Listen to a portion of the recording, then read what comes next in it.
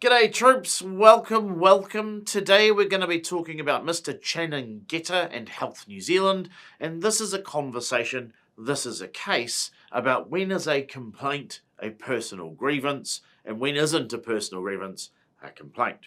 So long story short, there's a bloke, he's a nurse, and he's not having a great time with some people at work. There are some allegations flying around in the ether. Essentially, he is suggesting that another individual is accessing private information about his family members and potentially not providing the appropriate level of overtime payments and activities.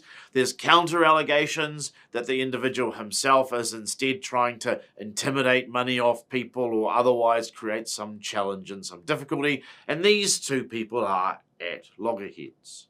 The employer has a conversation about all of this, gets involved. It turns out as the conversation transpires that Mr. Chanengeta effectively alleges that he was actually in a relationship with this other person. The other person steadfastly refuses that this was the case. Unrequited love, potentially.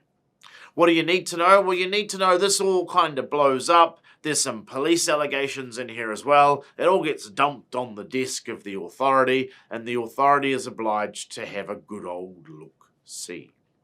What it does ultimately conclude is that the individual has not made a complaint against the employer. They've said, my colleague has tried to breach some privacy, my colleague is taking some advantage of the situation, but not the employer is a bad person or the employer is a bully, etc. etc. So long story short, there's a chunk of these allegations that are no longer relevant or accepted from the record. There are a few little bits and pieces that are genuine concerns and do bring the employer into question. So the authority strikes out a number of these claims and sends what's left back to mediation for a mediated outcome, or at the very least, an attempt to do so.